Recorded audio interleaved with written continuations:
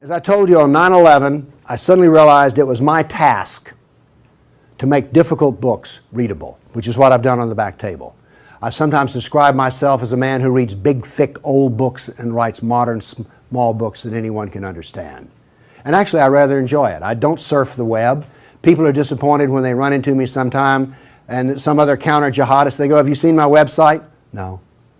I don't even go to my own website. I have very little interest in the web except for Craigslist and Yahoo headlines and Drudge. That's it. So I like reading big, thick, old books. I really do.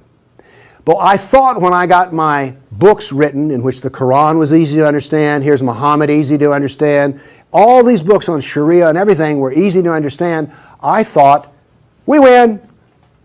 No, we don't even have game. Because what I discovered was, other than a minority view, and trust me, you are so minor, everyone else's reaction to the knowledge, to the answer to question, what is the true nature of Islam, react in fear, hatred, and anger. When I try to explain to people something about Islam, they're terrified. So I thought people would run when I got my books published, and indeed they did run away from me. So I thought there was just one great question. What is the true nature of Islam? But I found there was a second question more important. Why are we afraid to know Islam? Now, remember I told you about stories? Here's the thing. My books are factual. They work here. But in dealing with human beings, if you're going to make a sale, any salesman will tell you this, the facts are secondary to the feelings. And where you get feelings is from stories, amongst other places. And I began to think about, why is everyone so afraid even though they don't know anything? Well, it turns out they do know little figments of stories about Islam that involve violence. And the knowledge that they were into the slave trade does not come as a shock, really. So, remember I told you that the house of Sufism was like a palace with a smell coming up from the basement? Everyone smelled that smell. They just don't want to talk about it. But it's somewhere deep in the back, almost primordial mind. So, the problem is we don't know the history of Islam. We don't know the answer to this question. This is the world of Islam. How did it happen? You can ask very intelligent people, and they will not be able to give you the answer to this question. How did North Africa go from being European and Christian to becoming Arab and Muslim? How did that happen? And is that an important question? How did the Middle East go from being Christian to Muslim? And is that an important question? I think it's an overwhelmingly important question. All right. Now, to understand how that Islamic world came about, we're going to have to go about and see how Islam entered our world. Now, to do that, Islam entered the world of the Byzantine Empire. We know that in the Sirah, Muhammad's life, his last days were spent killing Christians and subjugating them. After he died, that process continued. So, let's describe the world that Islam invaded. Now, we're told that the Roman Empire collapsed when the German barbarians invaded Rome. Y'all heard that story? Well, that's false. That is not true. It is wrong. What happened was, after the German barbarian tribes invaded Rome, they set up their own version of the Roman Empire. They retained classical culture. They spoke Roman. They hired Roman philosophers and Roman attorneys to teach their children and to run their schools. They came into the Roman Empire not to destroy the empire, but just to get the goods for themselves. The eastern part of the empire, so-called Byzantine Empire, is over here. Now, this is after the German invasion. The important point is this: there was still a classical empire. It's not collapsed. Then, after the fall of Rome, the Byzantines gradually exerted their political influence till now this was the new form of the Roman Empire. This is the Byzantine Empire, and it is about to be invaded.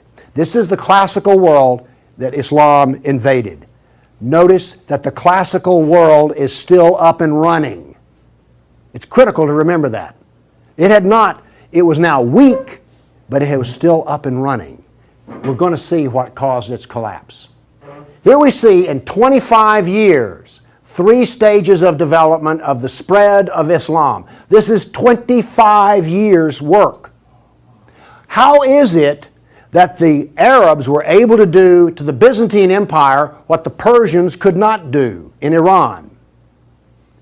Here's the answer to that question. It has to do with Iran, actually. The Greeks and the Persians had been having wars since forever. All right? The 300 at Thermopylae, that was about the Persians. All right? Alexander the Great, he defeated the Persians. The Persians kept hammering on the Romans and then the Byzantines, and 25 years before Islam invaded, there was one massive last series of battles that left Persia weak and the Byzantine Empire very weak. Then comes along the Black Plague. 1 person in 3 dies. So the Byzantine Empire, when Islam invaded, had been weakened by a long war with Persia and the loss of 1/3 of its population. The economy had collapsed by 2/3. You think the Obama economy is bad? Try 2/3. So we had an empire that was weak, invaded by people with a mission. Now what's important here is these 3 different shades of green represent the different caliphs. This empire is beginning to build here came from people who could be described as the apostles of Muhammad. Why is it important to know that? They knew Muhammad. They held his hand. One of them, Ali, married his daughter. Abu Bakr was his father-in-law. These people are not just brothers in the religious sense, they're brothers in the family sense. They knew Muhammad like I know my wife. And what did they do? Did they go out preaching the Quran? No, they didn't. They picked up their swords, got on their camels and horses, and went out whacking Christians and Persians. That is, this is the true nature of Islam. Here you see it. This is the fruit on the tree. Massive destruction. Now notice something else that's happened here. Egypt is the breadbasket of the Mediterranean. Syria, the heart of the intellectual world of the classical empire. In 25 years, the classical civilization lost its ability to feed itself and lost its biggest brain trust. This destroys classical Christianity. Christianity that we have today is a bloody stump of the original Christianity. Why? This destroyed the heart of it, transformed it. The first stage of the annihilation of classical empire, gone. The heart of it's gone. Okay. A century later, notice over here in Spain, 750 AD, Spain is already Muslim. This is rapid fire conquest. This is going to become very important because this happened as it were in the life of a nation overnight. This brutal assault is the key as to why we fear Islam. Now then, you're next going to see history that you've not heard before. I'm not a historian, but I am a scientist. And I can reason from data. I knew, once I read the story of Muhammad, that I had been fed a pack of lies about what caused the Dark Ages. Roman barbarians didn't cause the Dark Ages. First off, why would these barbarians were Germans? These are the same people who made Germany. You're telling me they were too stupid to learn how to do Roman law and stuff? Of course not. They were very intelligent people. They didn't cause the collapse. But that's the classical theory. If you go to Vanderbilt, that's what they'll teach you. Here we go with the data. There has recently been a lot of classical ancient works that have been translated and put into a database format so they can be accessed. There's been massive archaeological research under the ocean and at the edge of the Mediterranean. From this archaeological research, we're able to track history and economies. All right? That figure I gave you about how the economy collapsed, that came from the study of sunken vessels. Because if you're not buying much, you know, if 1 in 10, let's say 1 in 10 ships is sunk, that figure's not that high, but whatever. If you see a lot of sunken ships, there was a lot of ships sailing around. When they go down, the economy goes down. So from this data, we know a lot. And this, in particular, the database of ancient documents, gives us 548 battles that Islam fought against the classical world. This is all new information. I've talked with people who consider themselves history buffs, and they go, well, let's see, battles of Islam against Europe. Let's see, we've got the invasion, we got Tours, we got the invasion of at Gibraltar, we've got Lepanto, Gates of Vienna, collapse of... Okay, that's 5. You talk to a historian, and those are the 5 battles they can scratch up. And I remind you, you can have all of these slides if you just send me an email for it. Okay, what does this new data show us? It shows us this. See the white spots? They're brand new battles. They're going to change to red. These are new. Every time, I want to show you this all over again. Every tick is 20 years.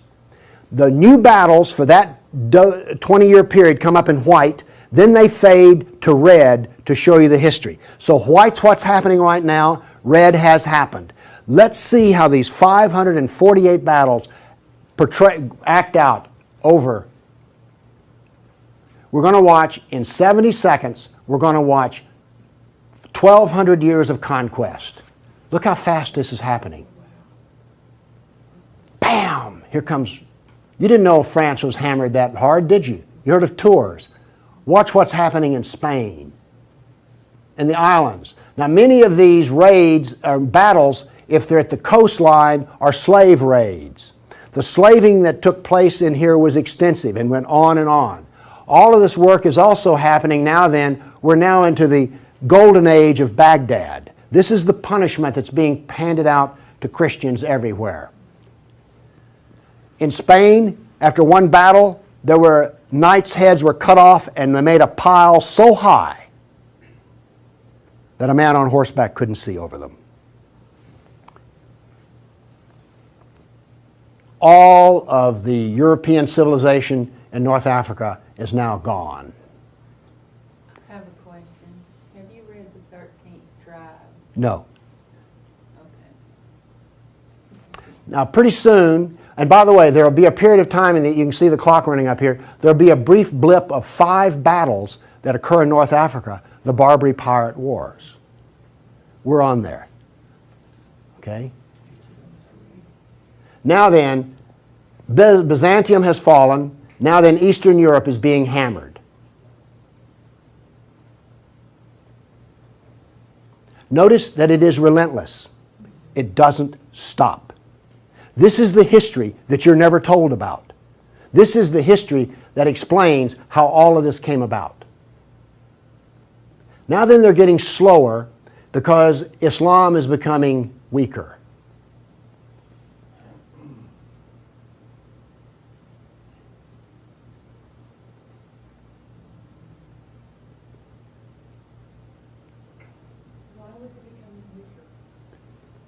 Corruption. All empires collapse from the inside ultimately. Okay. I say that what caused the collapse of classical civilization was not the invading German barbarian tribes. I say that classical civilization was destroyed by Islam. Now comes the question, why do we not want to know that? We're going to answer that question. All right, now I want to give you the headlines. With all those little dots, basically what I've showed you is just quantity. Okay? Relentless, but quantity. Now I'm going to give, we gave you 1,200 years of battles in like 70 seconds. Now we're going to go through in about 4 minutes. I'm going to give you the headlines from each century so you will know the emotional tone of what is happening. All right, 7th century. Muhammad sent Khalid out, the sword of Allah, to the Jazima tribe to offer Islam. They refused. He annihilated every one of them. At the Battle of Oasis in Iraq, for 2 days he spent out rounding up the losers, put them in a dry stream bed, and cut off heads until the stream ran with blood. He then took the captain of the Zoroastrian Persian tribe. His wife was there. He cut off the man's head, let the blood drain into the soil, and raped his wife in the bloody soil. That was one of the companions of Muhammad. This is the nature of jihad. Where did Khalid learn how to do that? From Muhammad. From Muhammad at the Battle of Khaybar. Umar conquered Jerusalem, and every Jew and every Christian became a dhimmi, which is a third-class semi-slave. You're now going to see, for the next few centuries, you're going to see Golden Age. We're told this myth of the Golden Age, how wonderful Islam is. So here's what's happening during the Golden Age. They started attacking Sind, which is the Hindus. 26,000 Hindus died. Armenian nobles were herded into a church after a debate, and the building burned down on top of them. At Ephesus, 7,000 Greeks are enslaved. We're still having the Golden Age. All new churches were ordered destroyed. At Amorium, there was massive enslavement of all the Christians. The Egyptian Christians revolt over the jizya, which is the dhimmi tax under the Sharia. Churches are burned, vineyards destroyed. 10th century was still in the Golden Age. In Thessalonica, 22,000 Christians enslaved. Christians massacred in Seville. In Egypt and Syria, 30,000 churches destroyed. You have your religion, I have mine. Still in the Golden Age, 6,000 Jews in Morocco killed. Hundreds of Jews in Cordoba killed. 4,000 Jews in Granada killed. Georgia and Armenia invaded. In Hindustan, 15,000 killed, 500,000 enslaved. Golden Age. Still upon us. In Yemen, the Jews are given the choice of convert or die. The Christians of Granada are deported to Morocco. And in India, cities are destroyed under the order convert or die. In one town, 20,000 Hindus became slaves. Still the Golden Age. 50,000 Hindu slaves decided to get freedom by converting to Islam. A new 20-year campaign created 400,000 new Muslims out of Hindus. Buddhist monks butchered, nuns raped. In Damascus and Safed, mass murder of Christians. Jews in Marrakesh massacred. Tabriz, forced conversion of Jews. Still, we're in the Golden Age. There are riots in Cairo. Churches are burned. Jews of Tabriz are forced to convert. Tamerlane, one of the most evil men who ever lived, massacred 90,000 Hindus in one day. 30,000 in another battle, massacred in cold blood. Another Muslim leader takes 180,000 Hindu slaves. Oops, we're out of the Golden Age. See if you notice any change in tenor. Tamerlane destroys 700 villages in India. Now then comes He then turned to Iraq and annihilated the Nestorian and Jacobite Christians. The Nestorian Christians, half of the Silk Route in China was Nestorian Christian. The Nestorian Christians had emissaries and missionaries in the court of China. Afghanistan was partly Christian. All right? Gone. This is part of the destruction of the church that no one knows about. 700 years of attack, they finally destroy Constantinople. 16th century, the son of Tamerlane destroys temples, forced conversions. Two of his generals built 2 towers of human heads. Once again, you couldn't see over them. And then noble women, Hindu women, started the practice of sati, which was mass suicide in order not to be sex slaves inside of the Sultan's harem. 17th century, Jews of Yemen and Persia forced to convert, forced conversions of Greeks. The Zoroastrians are persecuted in Persia, and over 500,000 killed Hindus. 18th century, more Zoroastrian persecution, Jews of Jeddah expelled, Jews of Morocco massacred, Hindu persecution continues. 19th century, more forced conversion of Jews, Jews of Baghdad massacred. Oops, 250,000 Armenian Christians slaughtered in Turkey. Now then in Persia, the Zoroastrians are completely annihilated. 20th century, over 1 million Armenian Christians killed. 1 million. So you now not only know the number of battles, you now see the tenor of what's going on. You now know quality and quantity. Do you get the drift on how bad this was?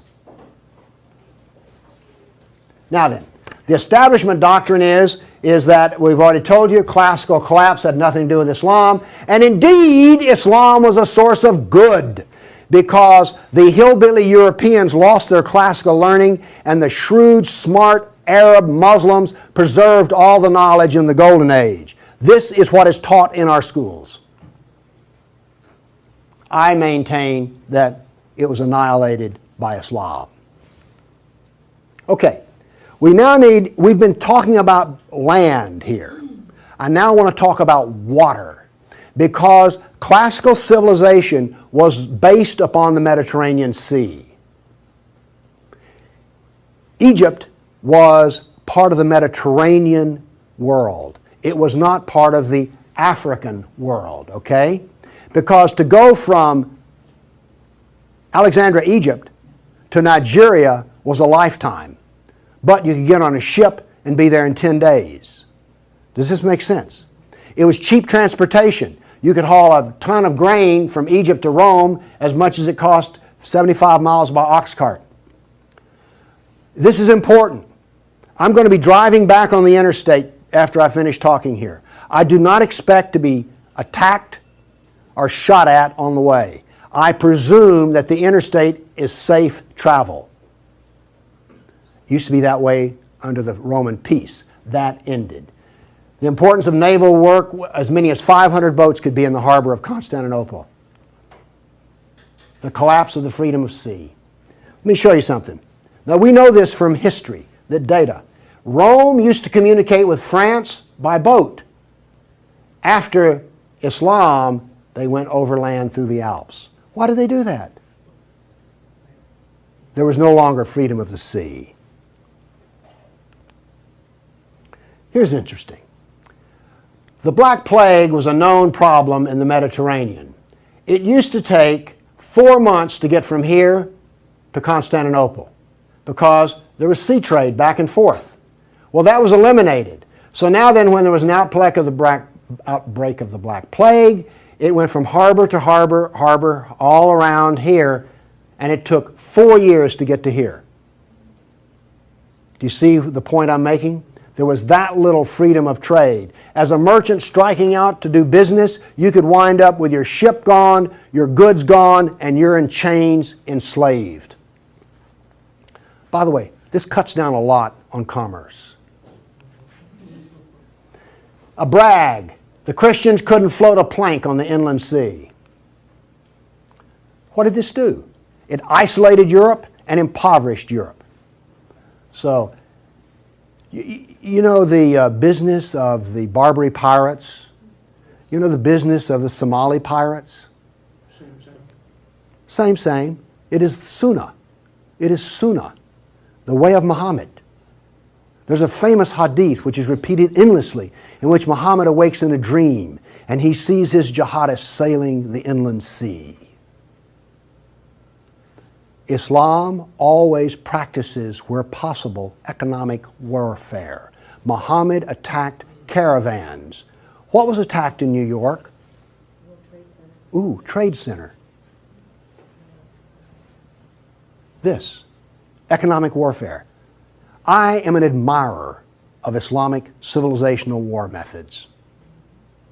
They're superior to everyone else's thinking in war. They use everything for war. Everything, including the womb. This was an economic jihad.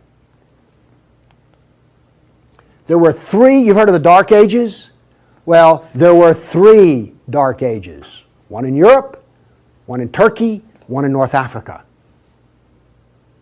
You weren't told that, were you? Wonder why. Here we see some ruins. What's the importance of these ruins? Well, they're up and standing. What happened to all the ruins in Rome? Well, the people who were still living there used them as quarries. They harvested them. The Colosseum remained simply because it was so big. What does this tell us here? If all this stone is still stacked up, there were no people. The invasion of North Africa was so brutal and so fast that it actually left in the harbor a layer of silt. Here's how that happened.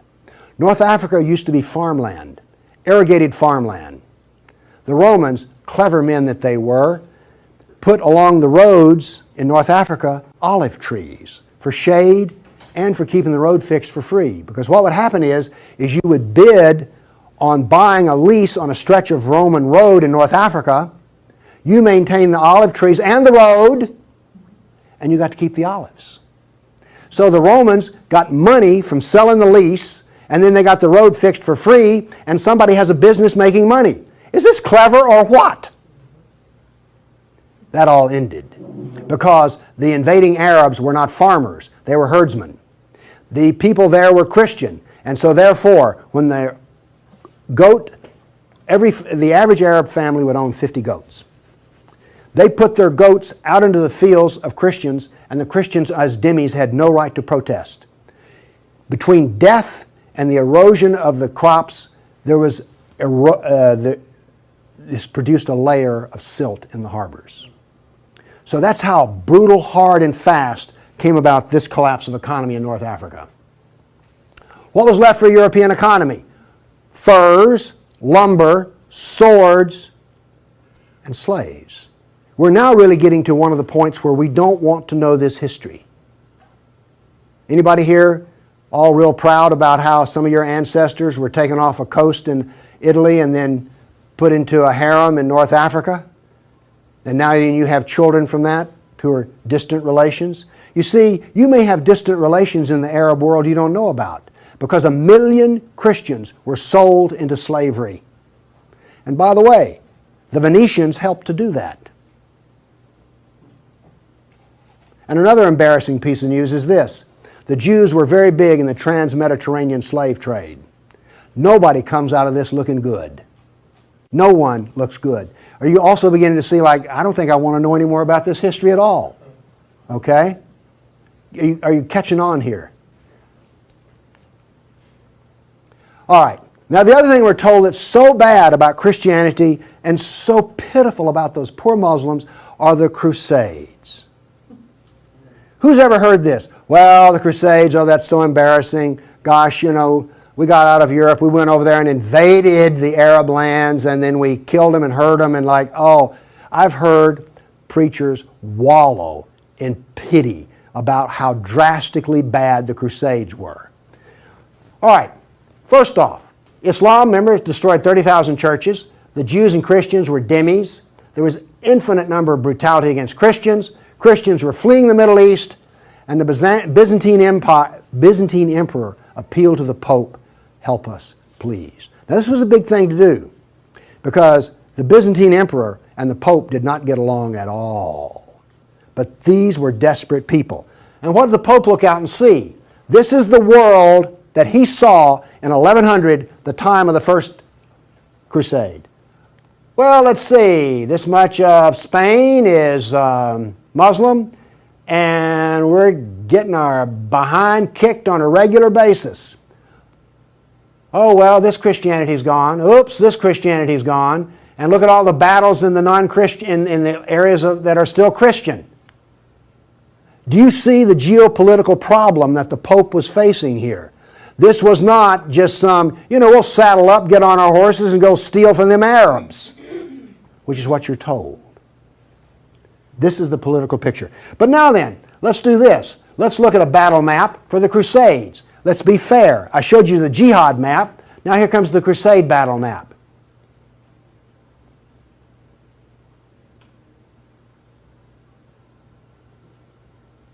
We're almost done. That's it.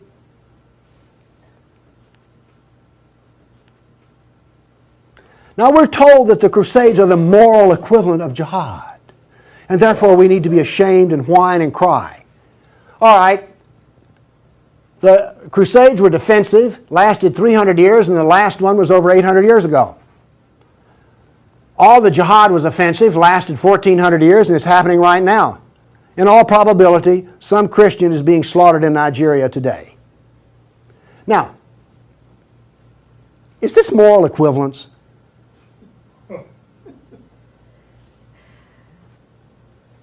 Why won't they teach this in a church school? So the ministers will stop, oh, the Crusades were just so terrible. No, the Crusades were one of the few times the church put steel in its spine. And then we apologize for it. Now then, let's go to the great benefits of Islam. We're told about two different golden ages. We're told about Andalus, the wonderful empire in Spain, in which there was multicultural peace, and Jew and Christian and Muslim all lived together in a golden age in Europe. You ever heard that? Well, here we go. This is the battle map of the golden age in Andalus. Now, while all this is going on, orders for slaves are being filled. The first slave order out of Spain was the Caliph ordered up 3,000 blonde virgins. They were shipped out of Spain. Battles are going on in which Christian knights die. But notice something here.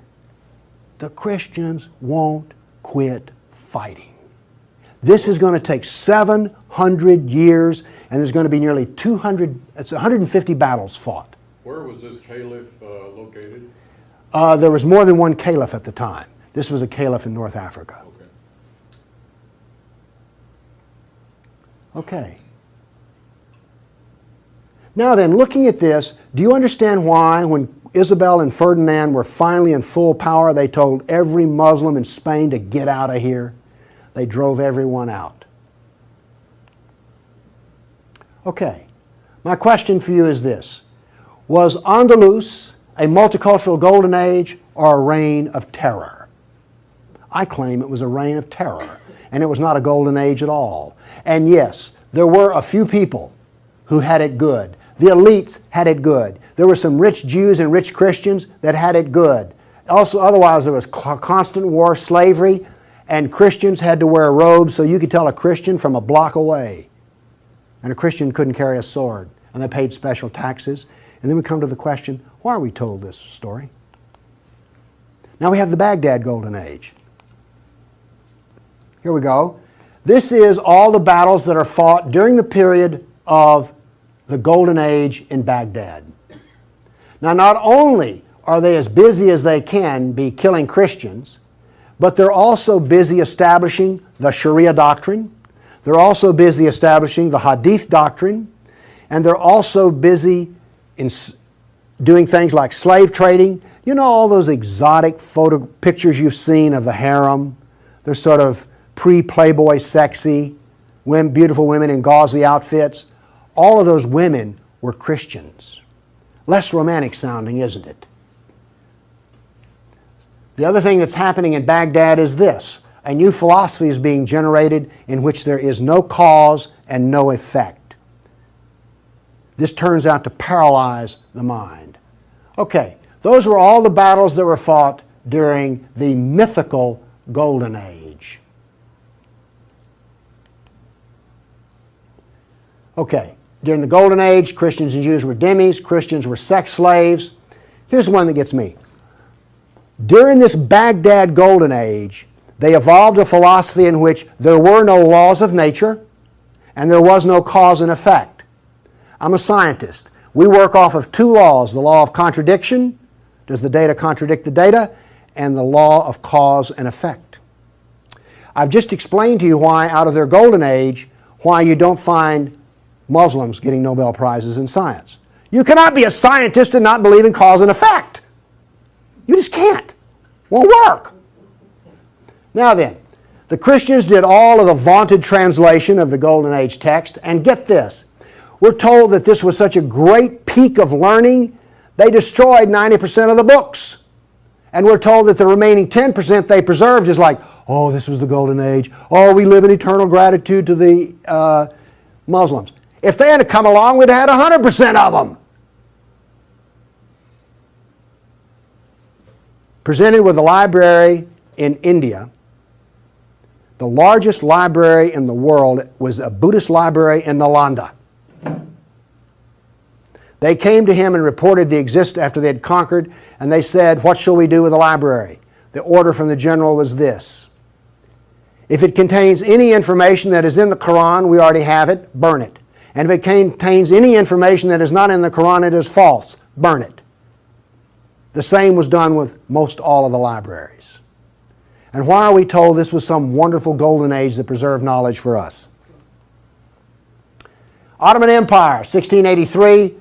The reason I have this up here, Islam in Europe.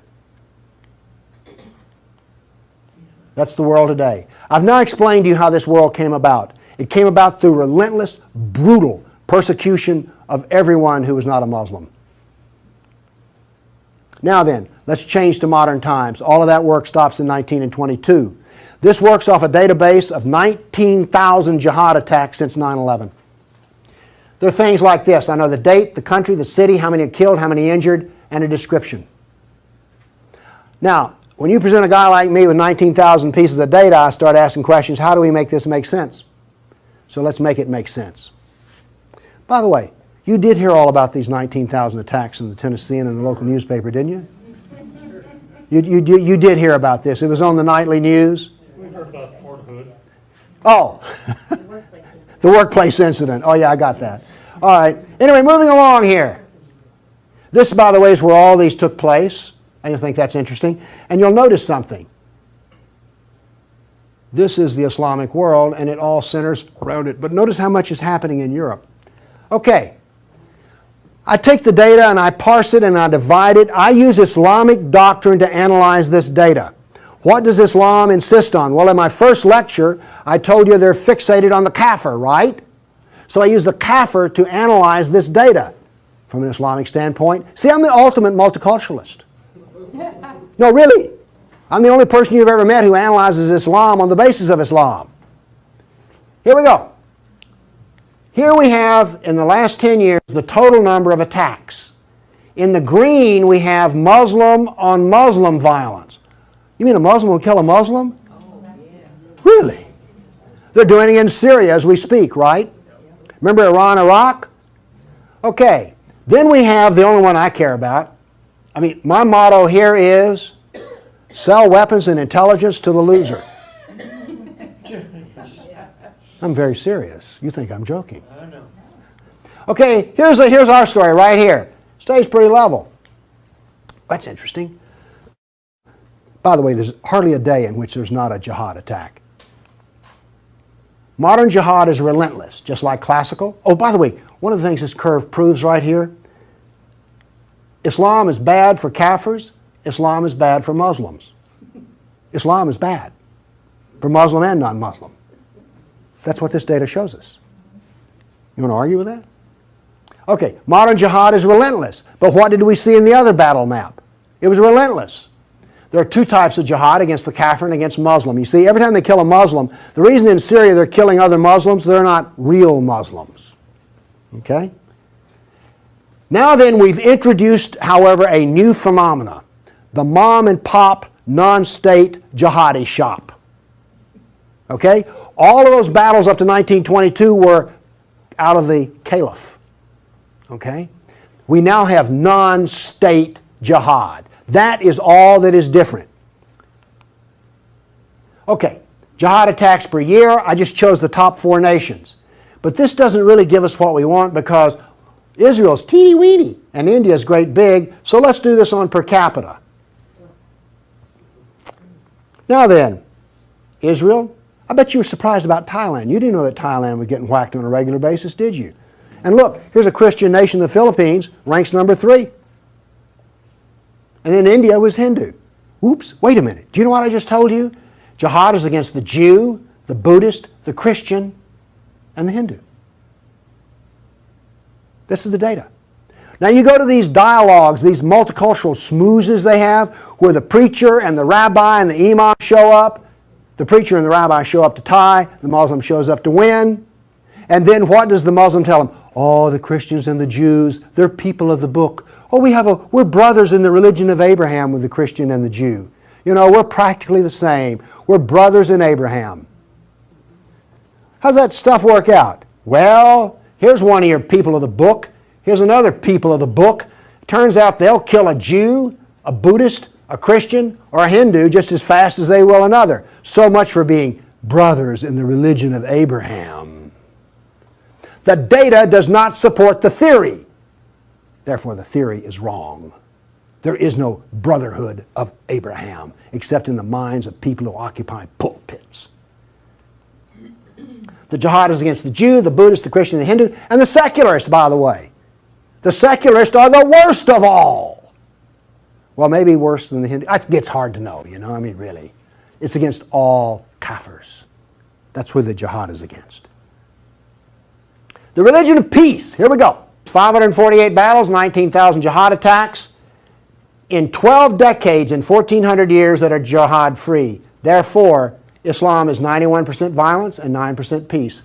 So George Bush was 9% right when he declared religion of peace. Constant violence is why? There's a doctrine. The doctrine of jihad is found in the Sirah, the Quran, and the Hadith. We've already been over this. They don't like kafirs. We have a whole doctrine of jihad within the text. Islam was only successful through jihad. Therefore, we have a doctrine which produces jihad, and it produces this effect of the collapse of civilizations. Here you go. Tears of jihad. 270 million dead over 1,400 years. Read them and weep. Read them and weep. The doctrine drives history. History shows the true nature of political Islam. Political Islam is the enemy of all Kafir nations. There's an intellectual history. In 1,400 years, I've read a lot of old documents. They never talk about the Muslim. They talk about the Arab, the Turk, the Moor, Al-Qaeda, Asian, and it's always been by specialists. And today, all the established specialists are apologists for Islam.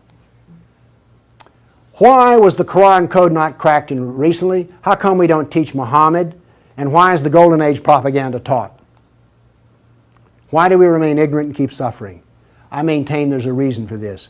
I maintain that this constant brutality over the centuries has produced in the Western mind the equivalent of the abused dog, the beaten wife, and the raped child. We do not think correctly. Everybody's seen the beaten dog that when you approach it? That is the Western mind. We deny the attacks. How much jihad is ever reported? The churches will not even admit that a Christian suffers anywhere. Fear. Muhammad used fear. Any public critic of Islam has a certain fear element there. Guilt. Oh, we haven't treated Islam right. If we treated him better, everything would be good. We don't teach the history. We humiliated. Who here is going to go home and brag about how your ancestors were slaves, how your history was annihilated, and that all we teach is the lie of the Golden Age? Have you not noticed since 9/11 how bitter and angry politics has gotten?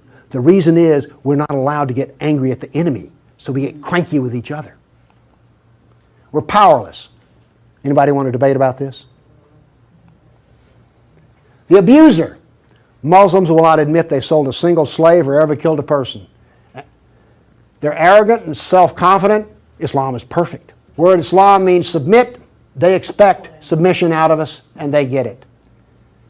Islam is the victim. After 9/11, I heard this. The real victims of 9/11 were the Muslims. You heard that anywhere? After 1,400 years of jihad, brutality, enslavement, theft, deception, rape, annihilation, and insults, the Kafir mind has become identical to that of an abused victim. Our only solution is to face our history and welcome it and embrace it. This is exactly the way we will heal our nation, is the way we heal a person who's been brutalized. You have to go back to the original event. And this is why we are afraid. Thank you.